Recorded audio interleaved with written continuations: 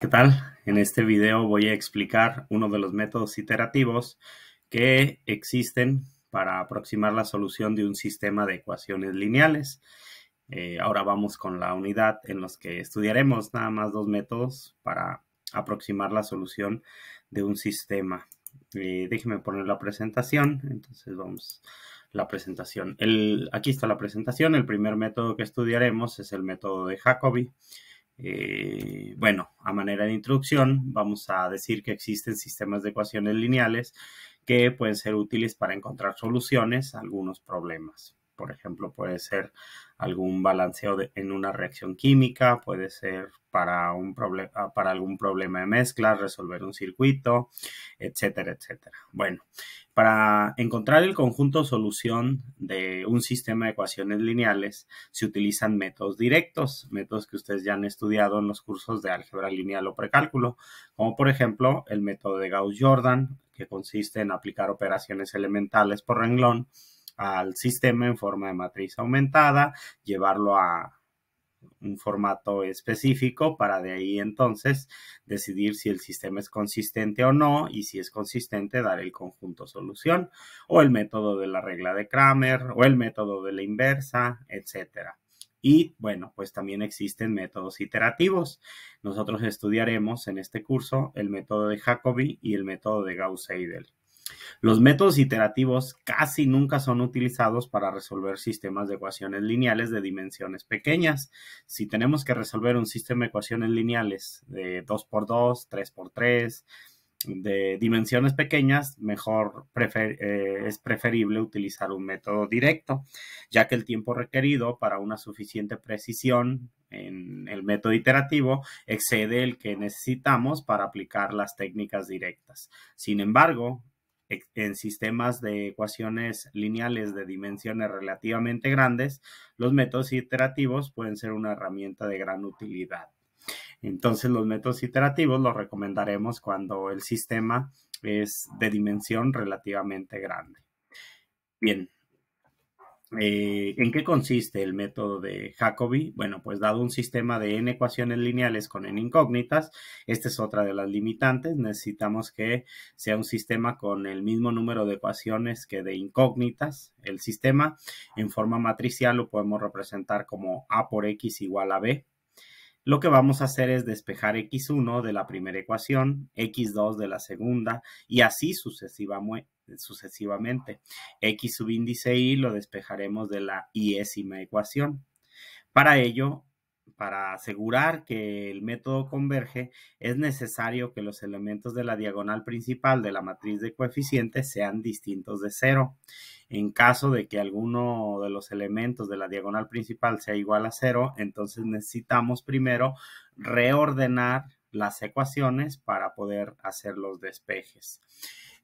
Para detener el método de Jacobi, el método de Gauss-Seidel, que también explicaré en la siguiente clase, podemos utilizar las normas, podemos utilizar alguna de las normas para decidir si la distancia entre una iteración y otra ya es lo suficientemente pequeña como para detener el algoritmo.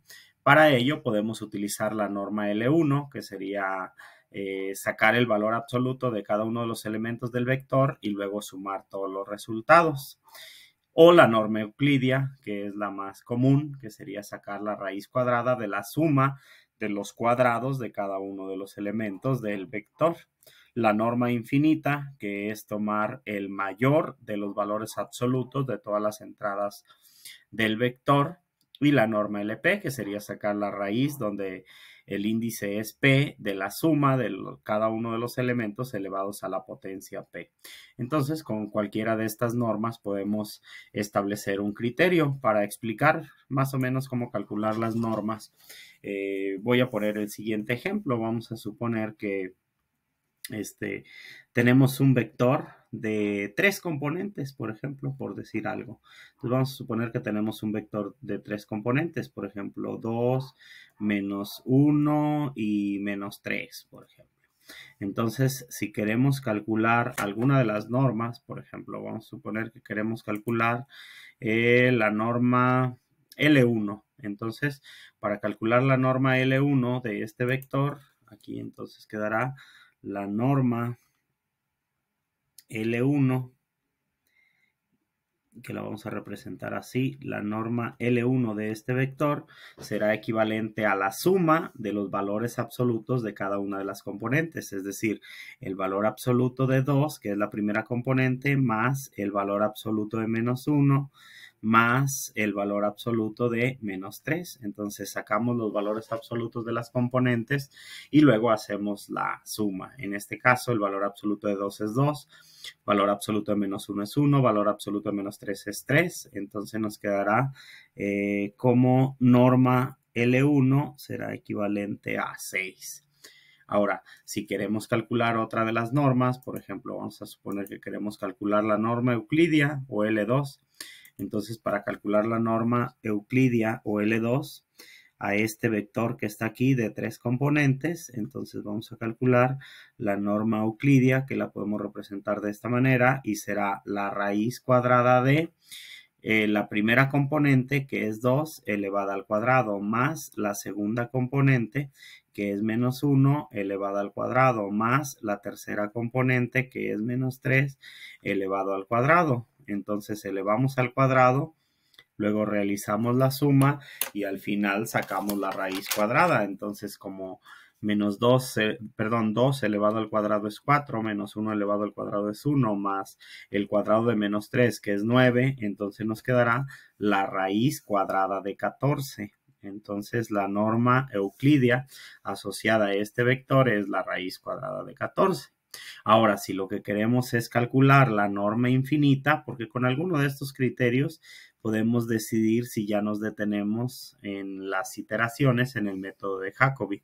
Para calcular la norma infinita, lo único que tenemos que hacer es identificar quién es el mayor de los valores absolutos de cada una de las componentes, es decir, quién es el mayor entre el valor absoluto de 2, el valor absoluto de menos 1, y el valor absoluto de menos 3.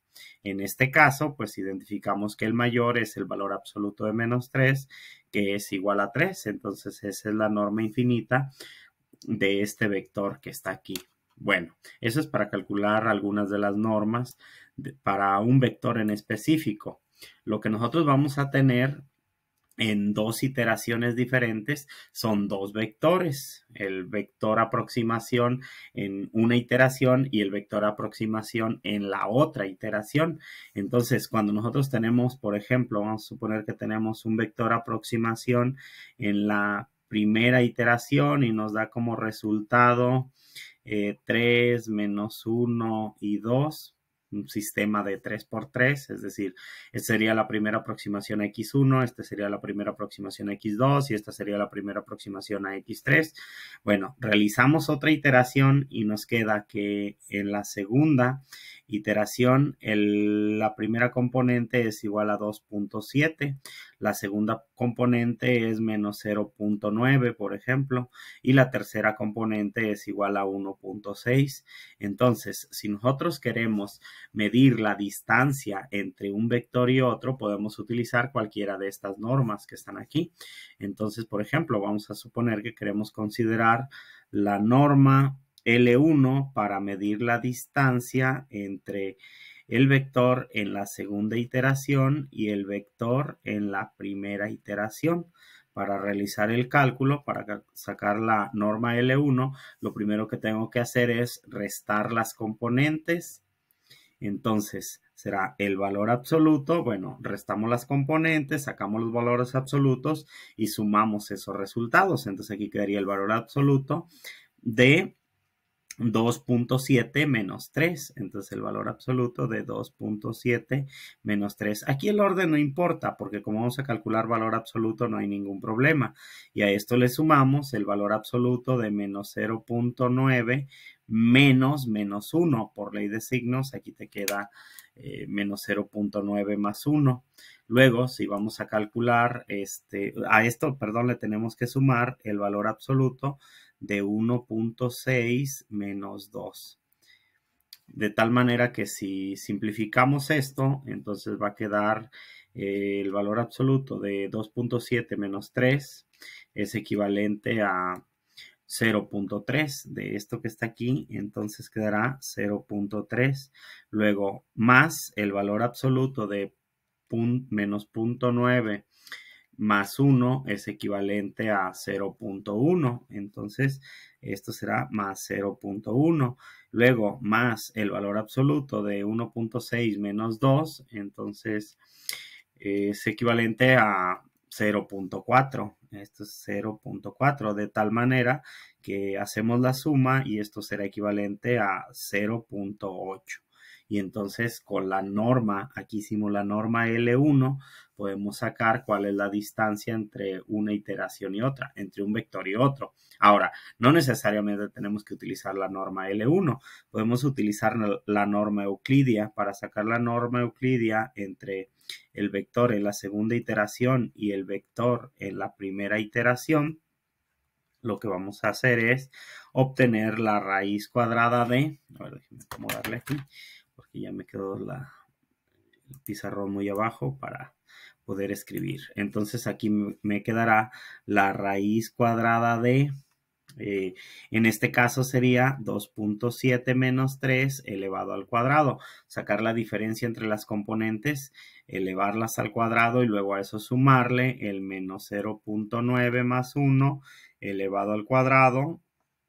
Y luego más la diferencia entre 1.6 y 2 también elevada al cuadrado. Entonces sacamos las diferencias, las elevamos al cuadrado, las sumamos y a eso le sacamos la raíz cuadrada, que en este caso sería raíz cuadrada de 0.3 elevado al cuadrado más 0.1 elevado al cuadrado más 0.4 elevado al cuadrado. Y entonces ya me queda que esto será equivalente a la raíz cuadrada de 26 entre 10. Esto es equivalente a la raíz cuadrada de 26 dividido por 10, que aproximadamente da 0.5099. Esto es si utilizamos la norma L2 o la norma euclidia. También podemos considerar la norma infinita. Si queremos calcular la norma infinita entre el vector en la segunda aproximación y el vector en la primera aproximación, pues entonces lo único que tenemos que hacer es identificar quién es el mayor de el valor absoluto de 2.7 menos 3, el valor absoluto de menos 0.9 más 1, y el valor absoluto de 1.6 menos 2. Entonces, pues aquí ya nada más sería cuestión de analizar cuál de estas tres componentes es el mayor. En este caso, el mayor es la tercera componente, el 0.4, y entonces ese lo podemos tomar como la norma infinita entre esta iteración y esta iteración, entre esos dos vectores, pues. Y la idea es que a medida de que aumentamos el número de iteraciones, estos numeritos que están aquí tiendan a 0. Bien, déjenme regresar entonces a la presentación. Entonces, si queremos calcular las normas, claro, vamos a utilizar una de las normas cada que echemos a andar el algoritmo, la que sea de las que están aquí, para determinar si hay convergencia o no en el método. Bueno, aquí hay un ejemplo. Dice que vamos a utilizar el método de Jacobi para aproximar la solución del sistema de ecuaciones lineales, este que está aquí, y que vamos a echar a andar las iteraciones hasta que la diferencia entre una iteración y otra, bueno, la norma euclidia, perdón, entre una iteración y otra, sea menor o igual a 1 por 10 a la menos 5. Bien, déjenme ir al pizarrón entonces para empezar a explicar cuál es el procedimiento que tenemos que seguir. Bien, el sistema de ecuaciones que tenemos en este caso es un sistema de 4x4.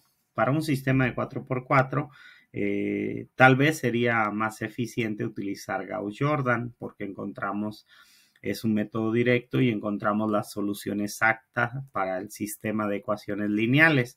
Bueno, como ustedes ya dominan el método de Gauss-Jordan, ya lo estudiaron, ahora estudiaremos este método iterativo de Jacobi. Entonces, déjenme escribir el sistema aquí para tenerlo como referencia y empezar a explicar. Hay algo que se denomina que la matriz de coeficientes sea diagonalmente dominante. Si es posible que la matriz de coeficientes sea diagonalmente dominante, entonces se puede asegurar que el método funciona, se asegura la convergencia. Ahorita explicaré a qué nos referimos cuando hablamos de que la matriz sea diagonalmente dominante. En el caso de que ustedes quieran aplicar el método a un sistema de ecuaciones y la matriz no sea diagonalmente dominante, entonces se pueden reordenar las ecuaciones para que se cumpla ese criterio. Buscar entonces que en la medida de lo posible la matriz de coeficientes sea diagonalmente dominante. En este caso, vean, la matriz de coeficientes asociada a este sistema es 10, menos 1, luego es 2 y luego un 0. En el segundo renglón es menos 1, 11, menos 1 y 3. El tercer renglón es 2, menos 1, 10 y menos 1. Y el cuarto renglón es 0, 3, menos 1 y 8. Esta es la matriz de coeficientes asociada a este sistema. Bueno, para representar el sistema todavía quedaría escribir un vector de incógnitas. Aquí va x1, x2, x3 y x4. Y esto tiene que ser igual a otro vector que tiene como componentes 6, 25, menos 11 y 15. Esta forma que estoy escribiendo aquí, el sistema, se le llama la forma A por X igual a B.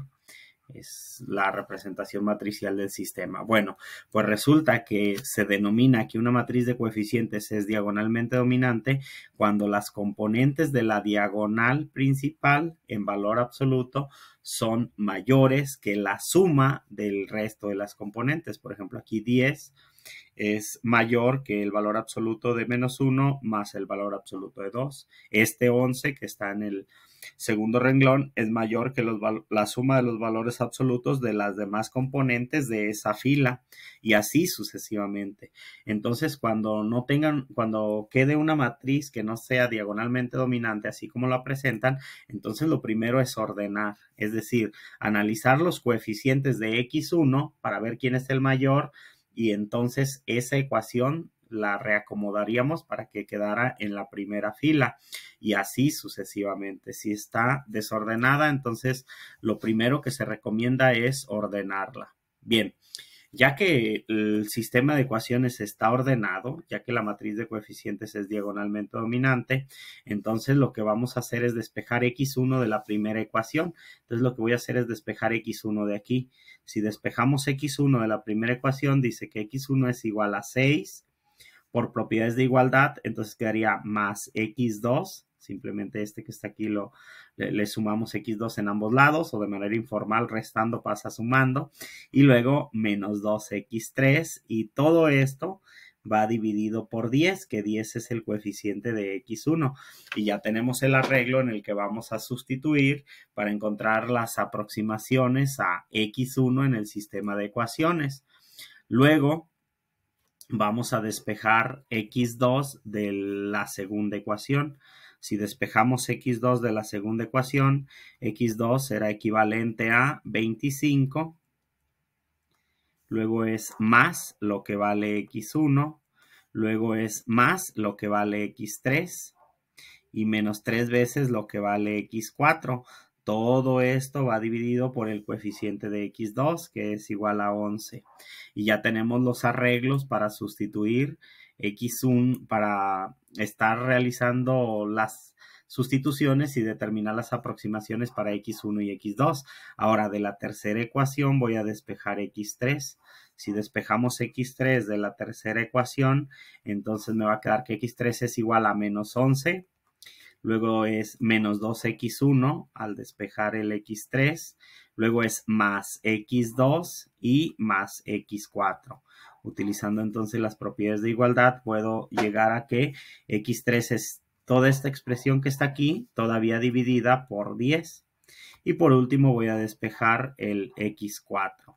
Para despejar el x4, pues será 15 menos 3 veces x2 más x3 más 8 veces lo que vale x4. Creo que aquí ya cometí un error de un signo, es menos 8 veces x4. Menos 8 veces x4 y todo esto va dividido por 8. Vale, estoy despejando x4, entonces tiene que quedar solo en términos de x2 y x3. Aquí déjeme borrar, creo que este ya no era, ya no va aquí. Y entonces ahora sí, perdón, a ver, déjeme reacomodar. Aquí despejamos y esto va dividido entre 8. Bueno, ya tenemos los arreglos para x1, x2, x3 y x4. Entonces, despejamos x1 de la primera ecuación, x2 de la segunda, x3 de la tercera y x4 de la cuarta ecuación. Lo que vamos a hacer a continuación es dar un vector inicial. Arbitrariamente podemos tomar que ese vector inicial sea el vector 0. Por ejemplo, vamos a suponer que x1, x2, x3 y x4 sean iguales a 0. Y entonces lo que vamos a hacer para obtener cuánto vale el vector en la primera iteración es sustituir estos, el valor de x1, x2, x3 y x4 en estos arreglos que tenemos acá arriba. Entonces, por ejemplo, primero, para la primera iteración, si x2 y x3 son 0, aquí quedaría 3/5, que es equivalente a 0.6. Entonces, aquí ya me queda 0.6. Lo único que hice fue sustituir en esto que está aquí, en esto que está aquí, los valores de x2 y x3, que son iguales a 0. Entonces ya tengo el valor de x1 en la primera iteración. Para obtener el valor de x2, sustituimos acá, que da 25 entre 11. Entonces ya me queda 25 entre 11, que aproximadamente es 2.2727. O bueno, aquí lo voy a escribir en forma racional. 25 entre 11. Luego para x3 será menos 11 décimos. Es sustituir nada más que x1 vale 0, que x2 vale 0 y que x4 vale 0. Entonces encontramos el valor de x3 y para encontrar x4 también sustituimos el valor de x2 y de x3 y me queda 15/8. Y entonces ya tenemos cuál es el vector en la primera aproximación. Habíamos establecido un criterio para decidir si ya nos detenemos.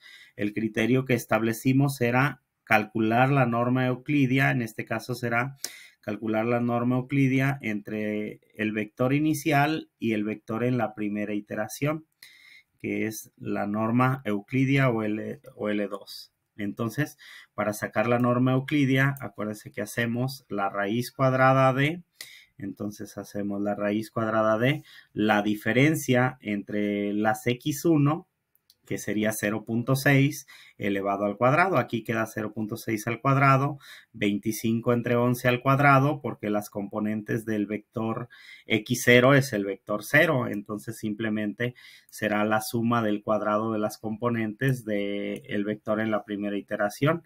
Aquí es más menos 11 décimos elevado al cuadrado más 15/8 elevado al cuadrado. Y ya de todo esto sacamos la raíz cuadrada para entonces tener el valor de la norma euclidia. Entonces aquí es equivalente a 0.6 elevado al cuadrado más 25 entre 11 elevado al cuadrado más 15/8 elevado al cuadrado. Y la norma euclidia en la primera iteración sale de 3.0068. Bueno, lo que esperamos es que si realizamos otra iteración, esto que está aquí, que mide la distancia entre un vector, entre una iteración y otra, disminuya de este valor que está aquí. En caso de que aumente en una iteración y otra, hay problemas porque el método va a ser difícil que converja y entonces o reordenamos las ecuaciones o cambiaríamos nuestro vector inicial. ¿Qué sigue para realizar la segunda iteración? Bueno, pues para realizar la segunda iteración, ahora lo que vamos a hacer es sustituir esto es x1, este es x2, este es x3 y este es x4. Y eso los vamos a sustituir en estos arreglos que están aquí. Primero, para sacar x1, Entonces lo que hacemos es el cociente de 6 más lo que vale x2. En la primera iteración x2 vale 25 entre 11. 25 dividido por 11. Luego es menos 2 por lo que vale x3. x3 vale menos 10, perdón, menos 11 décimos. Menos 11 décimos. Y todo eso va dividido por 10. Entonces ya me va a quedar que el valor de la x1 en la segunda iteración es 1.04727 con otro decimal 2, con esos decimales. Para obtener el x2 sustituimos en esto que está aquí, ¿sí? Entonces, al sustituir, te va a quedar el cociente de 25 más lo que vale x1, que es 0.6 en la primera iteración, más lo que vale x3, que es menos 11 décimos, menos 3 por lo que vale x4, que son x4 vale 15 octavos en la segunda iteración, en la primera iteración, perdón, y todo eso va dividido por 11 y entonces ya encontramos que la aproximación de la solución para x2 en la segunda iteración será 1.715909. Así sucesivamente, para sacar x3 sustituimos en esto que está aquí y entonces quedará el cociente de menos 11 menos 2x, menos 2 veces lo que vale x1, que x1 vale 0.6, más lo que vale x2, que vale 25 entre 11. Y luego es más lo que vale x4, que son 15 octavos, y todo eso va dividido por el 10. Y entonces encontramos que en esta segunda iteración el valor de x3 es menos 0.805227. 5227, aquí ya es 5227. Y luego para sacar x4 en la segunda iteración sustituimos en esto que está aquí. ¿Cuáles valores? Pues los valores que tenemos de la primera iteración, estos que están aquí. Entonces para calcular los valores en la segunda iteración tenemos que sustituir los valores de la primera iteración. Entonces aquí te quedaría el cociente de 15 menos 3 por lo que vale x2. x2 en la primera iteración es 25 entre 11. Luego es más lo que vale x3, que son menos 11 décimos. Y todo eso dividido por 8. Y entonces encontramos que x4 en la segunda iteración será equivalente a 0.88 5227. 5227. A ver, creo que estos datos, digo, a ver si no me equivoqué ahorita, los tengo aquí en la presentación. Déjenme poner la presentación. Y bueno, ahí estaba el código. Dice que, miren, aquí van a ver que la cantidad de iteraciones necesarias para lograr que se cumpla el criterio establecido son 16. No es difícil realizar las iteraciones, nada más que sí necesitamos demasiadas iteraciones para obtener una buena aproximación a la solución. Entonces, en la segunda iteración, 1.047, 1.7159, menos 0.80 y 0.88. Que es esto que está aquí. Y entonces, bueno, para revisar, si se acuerdan, la norma euclidia en la iteración anterior dio un número un poquito mayor a 3. Aquí podemos sacar la norma euclidia entre la iteración 2 y la iteración 1. Bueno, podemos poner 1 y 2 o 2, eso no importa. Aquí, como sacamos valor absoluto, entonces no hay problema quien coloquemos aquí como primer término. Aquí sería la raíz cuadrada de 0.6 menos 1. Hacemos la diferencia entre las componentes. Bueno, si lo cambié el orden, aquí sería 1.047272 menos 0.6 elevado al cuadrado, que es la diferencia entre este y este que está aquí. Sacamos la diferencia, lo elevamos al cuadrado. A eso le vamos a sumar la diferencia entre este y este que está aquí elevado al cuadrado, es decir, 1.715909 menos 25 entre 11, sacamos la diferencia, la elevamos al cuadrado para calcular la norma euclidia, claro. Más, y luego el menos 0.805227, a ver, déjenme hacer espacio, 0.805227 menos el menos 11 décimos. Entonces, por ley de signos, aquí queda más 11 décimos y elevado al cuadrado. Y ya nada más me falta el punto 885227. Entonces, sería más el 0.885227 menos el 15 octavos y eso elevado al cuadrado, menos el 15 octavos y eso elevado al cuadrado. Bueno, una vez que hacemos la suma de los cuadrados, a esa suma le vamos a sacar la raíz cuadrada. Digo, no es necesario que registren todo esto que estoy poniendo aquí, lo pueden hacer directamente ya en la calculadora o en su computadora, ¿no? En lo que estén realizando las operaciones. En este caso sería raíz cuadrada de, ahora sí voy a utilizar la calculadora, 0.04772 menos 0.6 y eso elevado al cuadrado más 1.715909 menos 25 entre 11, eso elevado al cuadrado, más el menos 0.80 5227 más por ley de signos 11 décimos y eso elevado al cuadrado. Eso elevado al cuadrado. Y luego será más el 0.88 5227 0.88 5227 menos el 15 octavos y eso elevado al cuadrado. Y bueno, pues ya sacamos cuánto da la norma euclidia en la segunda iteración.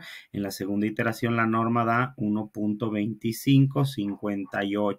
Entonces vean cómo este numerito sí disminuyó con respecto a este. Entonces quiere decir que la distancia entre los valores de una aproximación y otra sí se va acortando. Y eso es un síntoma de que el método sí está convergiendo. Bueno, este es en sí el método de Jacobi. Prácticamente en resumen lo que tienen que hacer es cuidar que las matrices estén ordenadas de tal manera que los coeficientes de la diagonal principal no sean ceros y que la diagonal principal sea diagonalmente dominante. Es decir, que los valores absolutos de la diagonal sean mayores que la suma de los valores absolutos de los elementos de la fila, los valores restantes de la fila. Entonces, ya lo que hacen es despejar x1 de la primera ecuación, x2 de la segunda, x3 de la tercera y x cuarta de la siguiente ecuación. Bueno, en caso de que tengan un sistema de 5 por 5, pues sería despejar x5 de la quinta ecuación. Dar un vector inicial, normalmente escogemos el vector 0 para arrancar y bueno, pues de ahí ya vamos calculando los nuevos vectores. Bueno, este es el método. Aquí en la presentación tengo registradas las 16 iteraciones necesarias. Digo, ahorita para no estar haciendo la sustitución con la calculadora, lo puedo presentar. Este es el programa.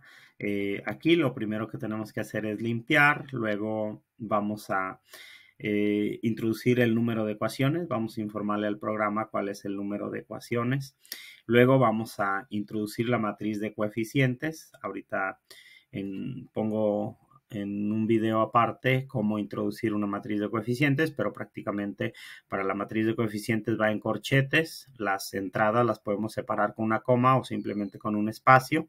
Los renglones se separan con un punto y coma y así podemos capturar la matriz de coeficientes. Luego capturar en un arreglo los valores de las constantes, especificar cuál es la tolerancia.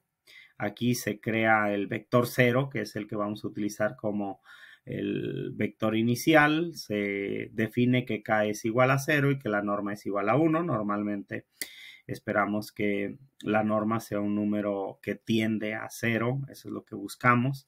Y bueno, pues vamos a poner los valores de las incógnitas en la parte superior de la tabla, que es lo que queremos que nos imprima, y mientras la norma sea mayor a la tolerancia va a entrar a hacer los cálculos aquí, y pues para hacer los cálculos pues despejamos de cada una de las ecuaciones las incógnitas y sustituimos los valores de X que tenemos. Y este es el código para que si lo pueden escribir puedan comprobar sus trabajos que realizan primero con la calculadora. Y esta es la tabla que resulta de aplicar el método de Jacobi a este sistema. Encontramos que x1 es igual a 1, x2 es igual a 2. Bueno, aproximadamente, por aquí hay más decimales, solo que yo pedí que imprimiera estos decimales. x3 tiende a menos 1 y x4 tiende a 1.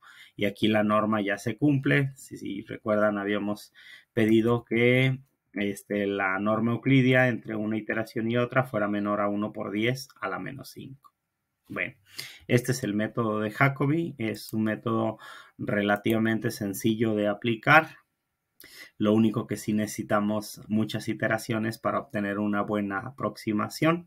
Esa es una de las ventajas. Y otra de las desventajas es que no siempre converge, que en algunas ocasiones necesitamos reordenar las ecuaciones o cambiar el vector inicial.